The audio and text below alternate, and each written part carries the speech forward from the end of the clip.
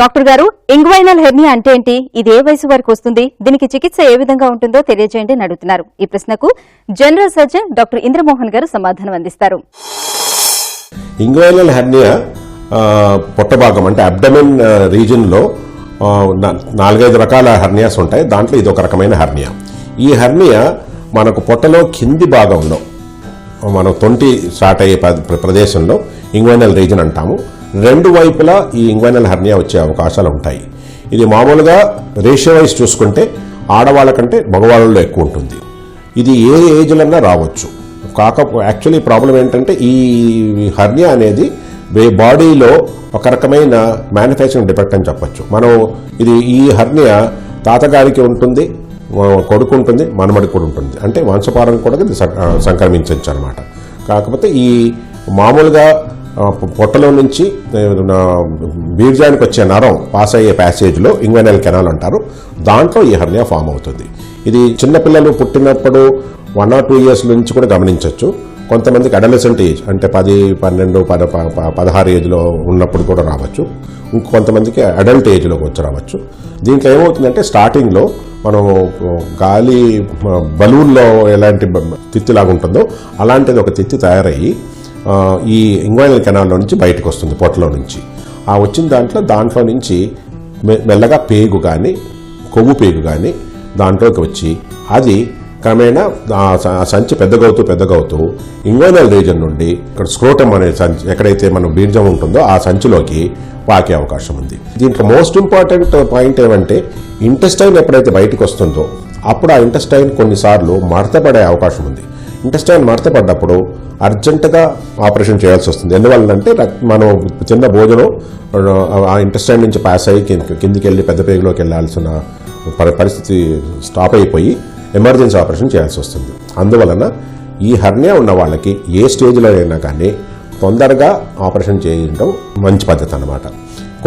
కొన్నిసార్లు పేషెంట్లు తెలియకుండా ఈ డయాగ్నోసిస్ సరిగా చేసుకోకుండా సరైన డాక్టర్స్ దగ్గర వెళ్ళని పరిస్థితుల్లో ఇది ఎమర్జెన్సీ ఆపరేషన్ కూడా చేయాల్సి వస్తుంది.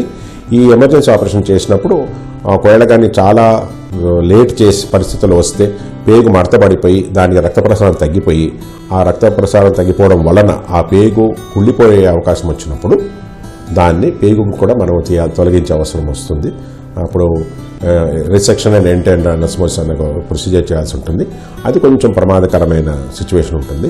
అందువల్ల అటువంటి పరిస్థితి వచ్చే అవకాశం లేకుండా పిల్లల ఏజ్ అప్పటి నుండి 2 years ఏజ్ అప్పటి నుండి కూడా మనం ఈ ఆపరేషన్ చేసుకోవచ్చు.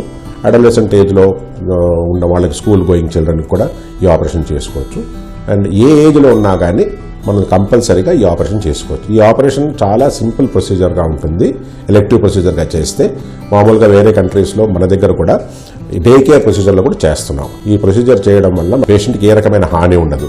ఇంకొక అపోహ కొంతమందికి ఏముంటుందంటే మగవాళ్ళకి ఈ ఆపరేషన్ చేస్తే మనకు పిల్లలు పుట్టే అవకాశం ప్రాబ్లం అయిపోతుంది అనే ఒక అపోహం ఉంటుంది. అలాంటిది ఏమీ జరగదు. సరి అయిన హ్యాండ్స్తో ఎక్స్పీరియన్స్ డాక్టర్స్ కానీ ఆపరేషన్ చేసిన పరిస్థితుల్లో ఈ సిచ్యువేషన్ వాళ్ళకి ఇచ్చే అవకాశం ఉండదు. అండ్ ఈ ప్రొసీజర్ చేసేటప్పుడు ఇది హెర్నియా రఫీ అనే ఒక ప్రొసీజర్ చేస్తాము.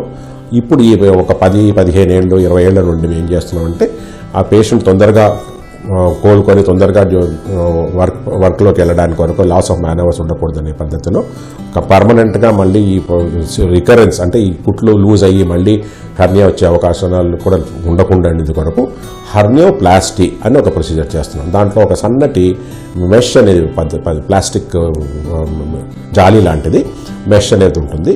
అవి ఇండియాలో మ్యానుఫ్యాక్చర్ అవుతున్నాయి, ఫారిన్ కంట్రీస్ అమెరికా నుంచి మ్యానుఫ్యాక్చర్ అవుతున్నాయి. అవి మనం ఆ ప్రదేశంలో పెట్టి దాంతో మనం స్టిచ్చింగ్ అవి చేస్తే ఆ ప్రదేశంలో మళ్ళీ ప్రొటెక్షన్ బాగా ఉండి ఈ రికరెన్స్ రేట్స్ అంటే మళ్ళీ హెర్నియా వచ్చే అవకాశాలు 0 లెవెల్కి వచ్చేస్తుంది.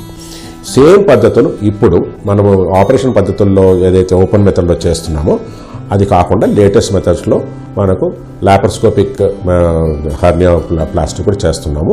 మనము చిన్న లాప్రోస్కోపీ ఇన్స్ట్రుమెంట్స్తో చిన్న కాటు పెట్టకుండా పెట్టేసేసి లోపల నుండి అబ్డమెన్లో ఉండే పొరల్లోకి మెషిన్ పెట్టి మనం దాన్ని క్లోజ్ చేస్తున్నాము. దాంతో కూడా రిజల్ట్స్ బాగా వస్తున్నాయి అండ్ తొందరగా పేషెంట్ రికవర్ అవుతున్నారు.